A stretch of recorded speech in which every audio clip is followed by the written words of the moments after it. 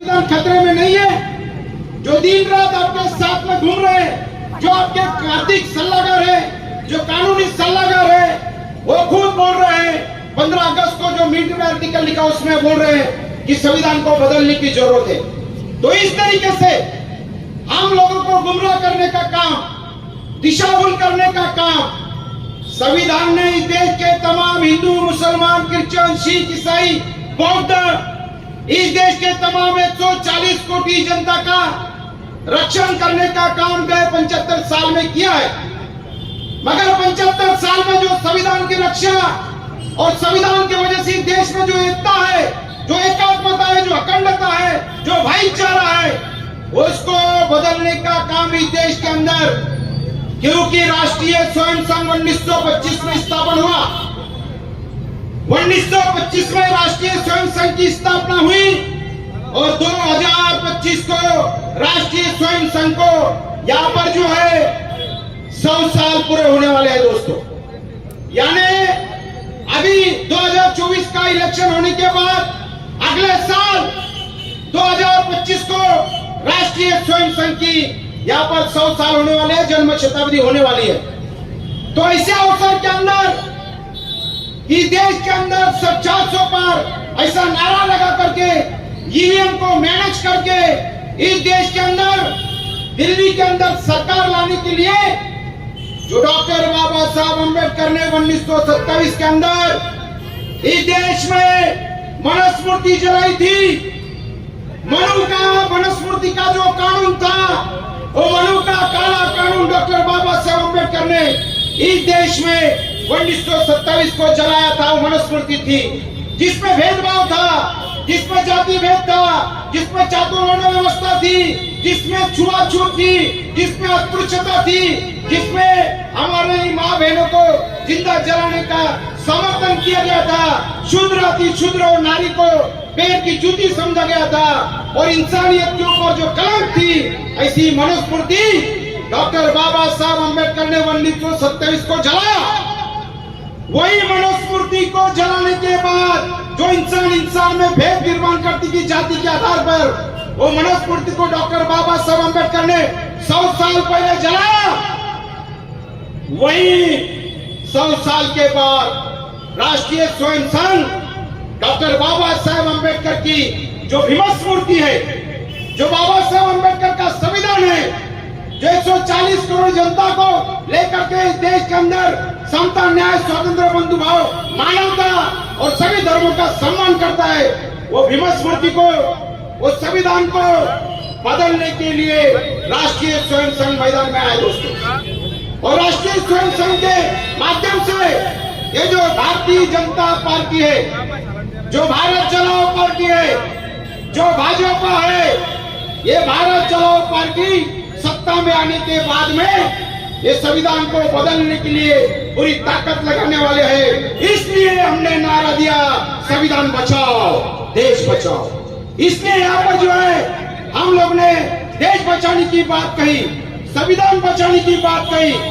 ये लोग जो है हिंदू, मुसलमान, क्रिश्चियन, सिख, ईसाई, बौद्ध में आपस में दंगे लगा करके, आपस में भाईचारा खत्म करके इस देश की एकता, एकात्मता, अखंडता, भाईचारा को खत्म करना चाहते हैं। और इसके लिए दोस्तों हम सभी को यहाँ पर जो है देश की एकता के लिए हमको जो है पूरी ताकत से मैदान में आने की जरूरत है। इसलिए संविधान आर्मी आज यहाँ पर मैदान में आई है दोस्तों।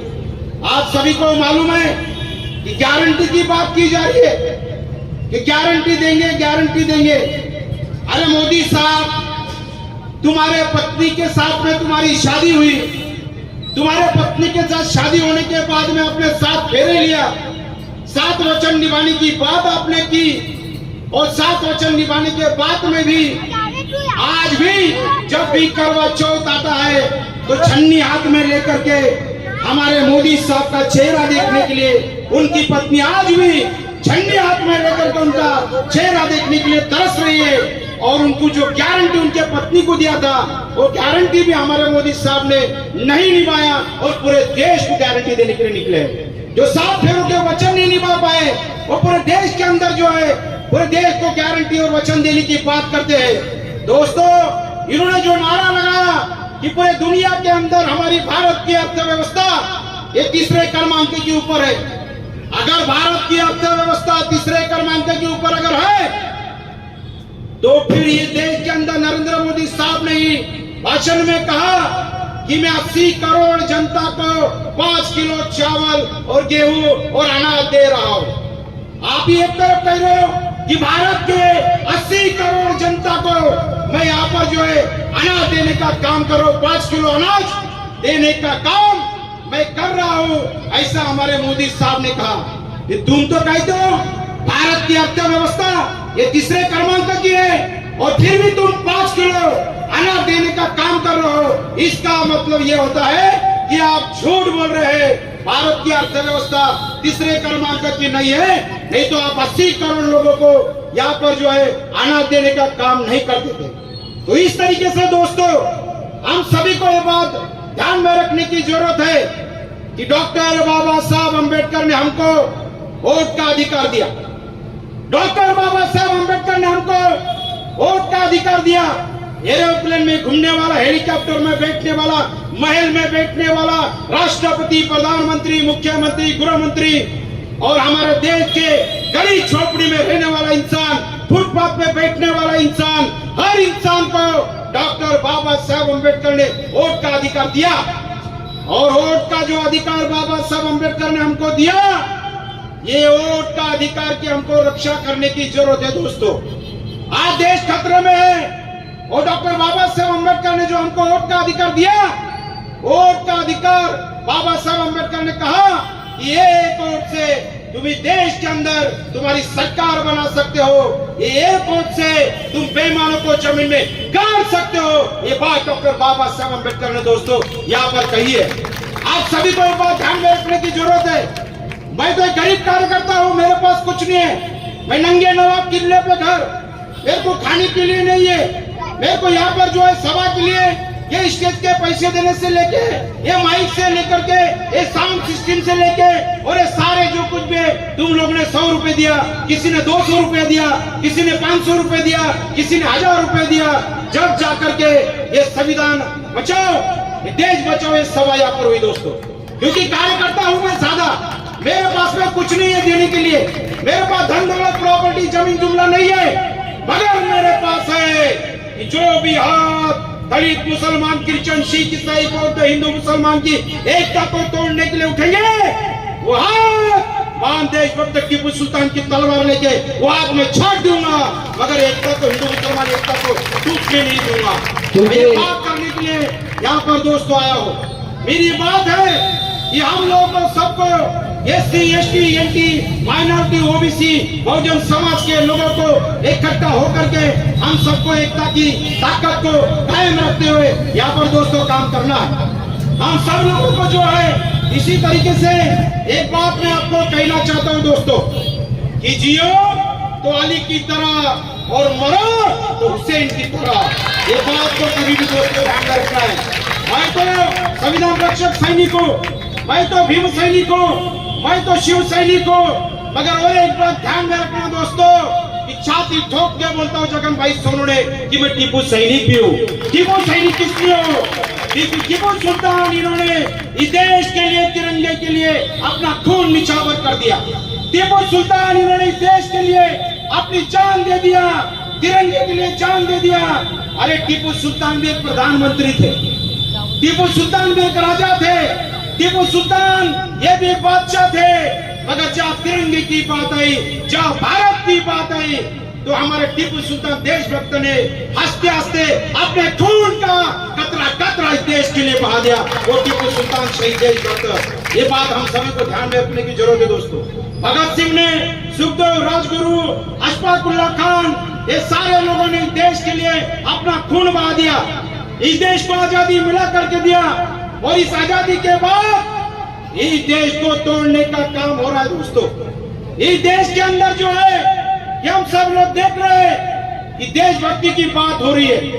अरे जब इस देश को आजादी मिला के देने की बात आई तो उस समय यही हमारे प्रधानमंत्री अटल बिहारी वाजपेयी साहब थे।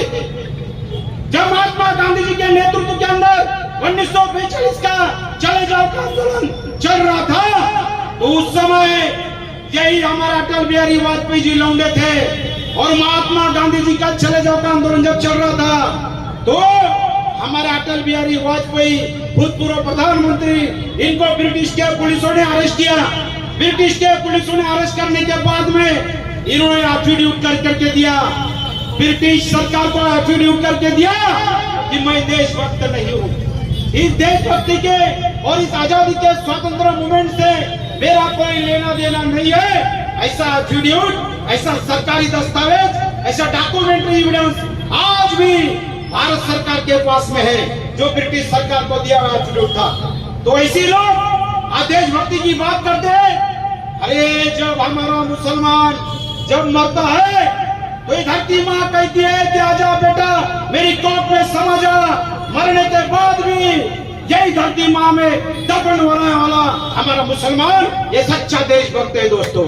इसलिए हम सभी लोगों को जो है जब आजादी की लड़ाई चल रही थी तो आजादी की लड़ाई के समय क्रांति सिंह नाना पाटिल के भी खिलाफ जब सशस्त्र लड़ाई चल रही थी ब्रिटिश चले जाओ तो उस समय भी खबरी बनने का काम, उनको माहिती देने का काम अगर कोई कर रहे थे तो यही लोग थे जो देशभक्ति की बातें करते। उस समय बोल रहे थे विक्टोरिया टर्मिनस माता की जय हो, ब्रिटिश सरकार की जय हो। और आज यही लोग हैं कि जो कहते हैं कि हम लोग जो है इस तरीके से देश के अंदर अलग अलग प्रकार के नारे लगाने का काम करते हैं। इसलिए दोस्तों ये सब बातों को ध्यान में रखते हुए हमको टीपू सुल्तान देशभक्त की तरह, देशभक्त भगत सिंह, सुखदेव, राजगुरु अशफाकुल्लाह खान की तरह जिस तरीके से नेताजी सुभाष चंद्र बोस ने कहा था कि तुम मुझे खून दो मैं तुम्हें आजादी दूंगा। अरे उनके एक शब्द के खातिर, उनके एक बात के लिए इस देश के तमाम हिंदू, मुसलमान, क्रिश्चियन, सिख, ईसाई, बौद्ध सभी ने अपना खून बहा दिया और इस देश को आजादी मिला करके दिया। वो आजादी के खिलाफ आज पूरे देश में आग लगाने का काम कर रहे हैं दोस्तों। इसलिए ये जो हम लोगों को सबको मिलकर के हमारी एकता बनाने की सख्त जरूरत है दोस्तों। जब तक कि हम लोग एक नहीं होंगे तब तक कि हम लोगों को, अब रावेर में कौन सी सरकार आएंगी उसके बारे में मैं आपको बताना चाहता हूँ, और मुंबई में कौन सी सरकार आएंगी उससे हमको कोई लेना देना नहीं, ऐसा नहीं है। मगर रावेर में आपकी बार लोकसभा मतदार संघ के अंदर आपकी बार संविधान सरकार ये नारा हम लोग देने वाले हैं, और आपकी बार संविधान सरकार ये नारा हम लोग यहाँ पर देने वाले हैं दोस्तों। मैं एक बात आपको बता देना चाहता हूँ कि नरेंद्र मोदी साहब की सरकार जब दिल्ली में सरकार सत्ता में आई तो जब उन्होंने एक नारा लगाया कि अच्छे दिन आएंगे, कितने लोगों के अच्छे दिन आए भाई? हाथ ऊपर करके बताओ मेरे को, आए किसी के? तो हाथ कर ऊपर करके बताओ कि किसके अच्छे दिन नहीं है। जितने लोगों के लिए है, तुमको यहाँ पर जो है तुम्हारे खाते में 15 लाख रुपए है, आए होंगे तो हाथ ऊपर करना, नहीं तो नहीं। तुम्हारे खाते में 15 लाख रुपए है नहीं है, तुम्हारे को यहाँ पर जो है अच्छे दिन आए, तुम्हारे को यहाँ पर जो है यहाँ पर किसी भी प्रकार का जो है किसानों की जो आत्महत्या है वो यहाँ पर रुकी नहीं रुकी। यहाँ पर जो है कि बेरोजगारों को यहाँ पर रोजगार मिला, 2 करोड़ लोगों को रोजगार मिला। यहाँ पर कितने लोग हैं कि जिसको यहाँ पर रोजगार मिला? यानी यहाँ पर जो है किसी भी प्रकार का कोई भी जो वचन दिया वो वचन तो पहले पूरे किए नहीं, और आज फिर दूसरे गारंटी की बात कर रहे हैं दोस्तों। तो हम सबको जो है हम सबको यहाँ पर एकता बना करके हमारी ताकत को बरकरार रखते हुए ये देश बचाओ संविधान बचाओ इस अभियान को हम सभी को दोस्तों यहाँ पर मजबूत करना है। ऐसा कहते हुए आप सभी के सामने यहाँ पर जो है एक बात मैं और कहूंगा कि हम सभी लोगों को ये रावेर लोकसभा मतदार संघ के अंदर मैंने कहा था कि सबसे पहले हमारे कुछ रिपब्लिकन नेता, हमारे कुछ बहुजन समाज के नेता आज जो है खुलेआम बीजेपी के सरकार के नेताओं के मांडी को मांडी लगा करके बैठ रहे, उनके करीब जा रहे, उनके साथ में काम करने की बात कर रहे। तो मैंने यहाँ पर ये बात कही कि इस समय देश खतरे में है, तिरंगा खतरे में, संविधान बदल देंगे, संविधान के टुकड़े टुकड़े कर देंगे, संविधान को जला देंगे, इस तरीके की भाषा इस देश के अंदर हो रही है। और आज फिर भी हमारे कुछ नेता उनके साथ में अलायंस कर रहे हैं। इसलिए मैंने सोचा कि मैं जिस रिपब्लिकन पार्टी में 35 साल से काम कर रहा था, मगर रिपब्लिकन पार्टी के और बहुजन समाज के नेता बीजेपी के साथ में गए, इसलिए मैं आज बीजेपी के साथ की युति को तोड़ता हूँ। उन नेताओं के साथ में मैं नहीं जाऊंगा, किसी भी कीमत में मैं नहीं जाऊंगा। धन दौलत प्रॉपर्टी जमन जुमला आमदार खासदार की मंत्री पद जगन भाई सोरेन को नहीं चाहिए।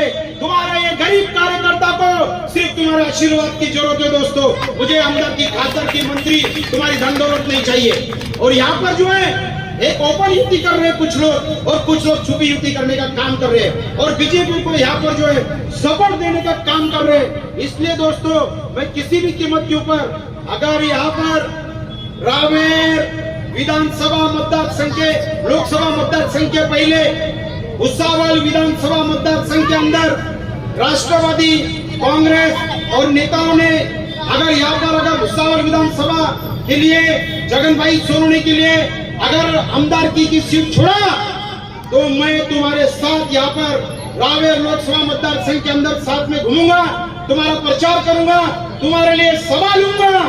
अगर तुमने जगन भाई सोरेन को विधानसभा में जाने से रोकने की बात की श्री राम पाटिल जी और किसी भी नेता ने, तो फिर मैं मात्र तुम्हारे खिलाफ रावेर लोकसभा मतदार संघ के अंदर डट के खड़े रहूंगा। ये मेरा तुम सभी को यहाँ पर ये वादा है, क्योंकि मेरे भुसावल विधानसभा मतदार संघ के लोगों की इच्छा है कि जगन सोरेन जैसा जो सभी दलित मुस्लिम अल्पसंख्यक Bahujan Samaj SC ST OBC minority Bahujan Samaj शेतकरी शेतमजूर कष्टकरी कामगार तमाम समाज के लिए रेल रोको जेल भरो महामोर्चा जन आंदोलन करता है, ऐसा इंसान ऐसा रास्ते पे का कार्यकर्ता जगन सोरेन जो गरीब है, ऐसा जो चाय के दुकान पे काम करता था, यादगार होटल में, यहाँ पर लाला के होटल में मैं काम करता था कपड़े धोने का, ऐसे कार्यकर्ता को आप विधानसभा के अंदर अगर भेजेंगे तो मैं आपको बोलता हूं दोस्तों, ऐसा चमत्कार करूंगा कि अच्छों को यही राजा टावर के सामने आपके पैरों पे नमस्कार करने लगाऊंगा। एक बार आपकी ताकत, एक बार आपकी शक्ति, एक बार आपका आशीर्वाद ये छोटे से जगन भाई सोरेन एक कार्यकर्ता के साथ में रखिए, क्योंकि मैं आपको पता है कि मेरे पास में जो है मेरे पास ड्राइवर भी नहीं है। कभी जब आप भाड़े का ड्राइवर लेकर के आसिफ नाम का, चल भाई तुझे 200 रुपए रोज दूंगा, 200 रुपए रोज दे सकता हूँ, इतनी भी ताकत मेरे में नहीं है, इसलिए खुद गाड़ी चलाता हूँ, क्योंकि मेरे पास दोस्तों देने के लिए तुम्हारे पास कुछ नहीं है। अगर मैं इलेक्शन में अगर खड़ा हुआ तो तुम्ही को वोट देना पड़ेगा, तुम्ही को नोट देना पड़ेगा और तुम्ही को आशीर्वाद देना पड़ेगा। वोट भी दो और नोट भी दो। यह अभियान जो है मैंने चलाया है, जगन सोरेन घर घर यह अभियान मैंने चलाया है, मगर मेरे तरफ से तुमको किसी भी प्रकार की कोई भी यहाँ पर जो है पैसे की मदद नहीं होगी। 30,000 वोट लिया मैंने, 30,000 वोट मेरे पास में कुछ भी नहीं है, मगर फिर भी तुम लोगों ने राष्ट्रवादी कांग्रेस पार्टी की तरफ से जब मैं विधानसभा में खड़ा था तो उस समय ये आंदोलनकारी गरीब कार्यकर्ताओं को आप लोगों ने 30,000 वोट दिया। मैंने किसी को चाय भी नहीं पिलाया, किसी को पानी भी नहीं पिलाया, किसी को खाने को भी नहीं दिया, फिर भी तुम लोगों ने जो है मेरे को 30,000 वोट दिया। तो मेरे को इस बात की खुशी है कि आगे भी आप लोग आपकी ताकत, आपकी शक्ति, आपका आशीर्वाद मेरे साथ में रखेंगे। और मैं एक बात बता देना चाहता हूँ दोस्तों कि यहाँ पर जो है कि पिछले विधानसभा में क्या हुआ और आने वाले लोकसभा में क्या होने वाला है, इस बात को लेकर के मैं ज्यादा बातें नहीं करूंगा, लेकिन राजनीति के अंदर जो है ये अच्छे लोग भेजने की सख्त जरूरत है। अच्छे लोग अगर आप भेजेंगे, मैं BA भी कर रहा हूँ, मैं पढ़ा लिखा हूँ, और BA करने के बावजूद भी मैं हमेशा जब भी कोई आपके ऊपर संकट आया तो उस समय मैं आपके लिए लड़ता हूँ, झगड़ता हूँ, संघर्ष करता हूँ। मैंने यहाँ पर जब मुस्लिम भाइयों का खान पान पर बंदी आने की बात हुई तो मैं 50,000 मुस्लिमों का मोर्चा जलगांव में लेकर के गया दोस्तों। तुम्हारे लिए मैं 5,000 लोगों को लेकर के रेलवे की ट्रेन मैंने जलगांव में रोका, और रेलवे की ट्रेन रोकने के बाद में वहां पर की खान पान पे की बंदी मैंने तुम्हारे ऊपर की दोस्तों उठाया। मुस्लिम आरक्षण को लेकर के मैंने रेल रोको जेल भरो आंदोलन किया। मैंने यहाँ पर जो है बड़े पैमाने के ऊपर जब मस्जिद के सामने राज ठाकरे ने ऐलान किया, क्यों आरिफ भाई, जब राज ठाकरे जी ने ऐलान किया कि हम मस्जिद पे के भोंगे उठाएंगे, तो ये जगन भाई सोरेन ने कहा राज ठाकरे के घर पे जाके मोर्चा, प्रेत यात्रा मोर्चा निकाला और कहा कि आजा मैदान में, यहाँ जगन भाई सोनवणे खड़ा है। और उस समय भी भाई ने जो है पूरी तरीके से वहां पर जो ऐलान किया और प्रेत यात्रा निकाल करके मुस्लिम समाज के न्याय अधिकार हक के लिए मैं लड़ा। दोस्तों मैं हमेशा जो है मुस्लिम समाज के न्याय अधिकार हक के लिए, इंसाफ के लिए, मुस्लिम आरक्षण से लेके हर बात के लिए मैं लड़ाई लड़ता हूँ, संघर्ष करता हूँ। मेरा दोस्तों सिर्फ एक ही बात है कि मेरे जैसा गरीब कार्यकर्ता जो मेरे पास में कुछ नहीं है मगर फिर भी जो है आप लोगों के लिए लड़ता हूँ, ऐसे कार्यकर्ता के साथ में अगर आप खड़े हो गए तो मैं सही में बोल रहा हूँ कि आने वाले दिन जो है नरेंद्र मोदी साहब ने तो अच्छे दिन नहीं लाए, लेकिन बिजली, रास्ते, पानी, हिंदू मुसलमान की एकता के लिए और दलित मुस्लिम एकता के लिए और सभी जाति धर्म की एकता के लिए और पुलिस प्रशासन को पूरा सहयोग करते हुए जनता जनार्दन की एकता के लिए मैं हमेशा काम करूंगा दोस्तों। लेकिन एक बार जो है आपकी ताकत, आपकी शक्ति मेरे को आप लोग दीजिए। ऐसी बात करते हुए आप सभी को जो है और एक बात जाते जाते आखिरी में कहूंगा दोस्तों कि ये कैसा चल रहा है पूरे देश के अंदर। आपको एक बात बताता हूँ, सुबह की धूप को ये रात बना सकते हैं, सुबह की धूप को ये रात बना सकते हैं, हर तरफ ये जंग के हालात बना सकते हैं। इनकी सियासत पे भरोसा न करो दोस्तों, ये हर तरफ एक नया गुजरात बना सकते हैं। तो दोस्तों ये हालात इस देश के अंदर चालू है, तो ये हालात को हमको बदलने की जरूरत है दोस्तों। ये हालात अगर हम लोग सब मिलकर के एकता करके, हिंदू मुसलमान की एकता करके, दलित मुस्लिम की एकता करके, सभी जाति धर्म के लोगों की एकता करके, सभी तिरंगावादी, संविधानवादी, सभी मानवतावादी की एकता करके अगर हम सब एक हो जाए तो इस देश के अंदर कभी भी किसी भी जगह पर कोई भी जाति धर्म के नाम पे फसाद नहीं होगा दोस्तों। हमको एकता की बात करने की सख्त जरूरत है दोस्तों। और दोस्तों जाते जाते एक बात मैं कहूंगा कि आप जो रावेर लोकसभा मतदार संघ के अंदर जो भी जो चित्र निर्माण हो रहा है, तो ये चित्र निर्माण करते समय हम लोगों को बड़े ही ईमानदारी से आने वाले, आज तो मैंने बोल दिया कि भुसावल विधानसभा की सीट 2024 में जो आने वाली विधानसभा है उसके अंदर अगर राष्ट्रवादी कांग्रेस पार्टी ने मुझे आमदार की सीट नहीं छोड़ा तो मैं फिर एक बार कहता हूँ कि श्रीराम पाटिल जी तुम्हारे खिलाफ मैं लोकसभा का इलेक्शन जरूर लड़ूंगा। और पूरे रावेर लोकसभा मतदार संघ में हमारा काम है, मलकापुर से लेकर तो पूरे रावेर लोकसभा मतदार संघ के अंदर, अभी मलकापुर के अंदर हमारे 100 लोगों को रेल रोक आंदोलन करते समय हमको अरेस्ट किया गया। तो दोस्तों ये बात को आप ध्यान में रखते हुए यहाँ पर जो है मेरी बात को मैं यहाँ पर खत्म करूंगा। सब लोगों को जो है मेरे साथ में हाथ ऊंचे करके नारे लगाने का है दोस्तों, एकदम जोर में नारे। कुछ खाया नहीं क्या भाई? हाथ जरा आकाश की तरफ जाने की जोर में। हमारी एकता जिंदाबाद, जिंदाबाद जिंदाबाद, हमारी एकता जिंदाबाद, जिंदाबाद जिंदाबाद, हिंदू मुस्लिम एकता जिंदाबाद, जिंदाबाद जिंदाबाद, हिंदू मुस्लिम एकता जिंदाबाद, जिंदाबाद जिंदाबाद। जो भी संविधान के खिलाफ बात करेगा वो कुत्ते की मौत मरेगा। जो भी संविधान के खिलाफ बात करेगा, हाथ ऊपर उठा करके ताकत से, जो संविधान के खिलाफ बात करेगा, जो संविधान के खिलाफ बात करेगा, अभी हाथ उठा के, जो तिरंगे के खिलाफ बात करेगा, जो तिरंगे के खिलाफ बात करेगा, जो लोकशाही के खिलाफ बात करेगा, जो हिंदू मुस्लिम एकता के खिलाफ बात करेगा। दोस्तों यहाँ पर जो है आप सभी ने भुसावल शहर की मुगलाई जायका कैटरिंग में अब स्वादिष्ट हैदराबादी चिकन बिरयानी 199 में 1 kg मिलने का एक ठिकाना, जिसमें आपको लखनवी हैदराबादी बिरयानी के साथ अन्य 20 प्रकार की बिरयानी मिलेंगी और खास रमजान में आपको 60 प्रकार के स्टार्टर रहेंगे। साथ ही आपको अरबियान तुर्कीज खाने के पकवान मिलेंगे और शादी और पार्टी की ऑर्डर लिए जाते हैं।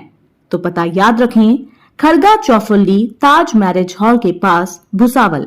अल हाफिज हज उम्रा जियारत टूर्स एंड ट्रैवल्स में अब 20 अप्रैल 2024 को 15 दिन का उम्रा सबसे कम पैकेज में, जिसमें आपको मक्का में 600 मीटर और मदीना में 200 मीटर पर होटल रहेगी और खाने में इंडियन पकवान रहेंगे। तो पता याद रखें, खड़का चौफुल्ली ताज लॉन कॉम्प्लेक्स, खड़का रोड, भुसावल।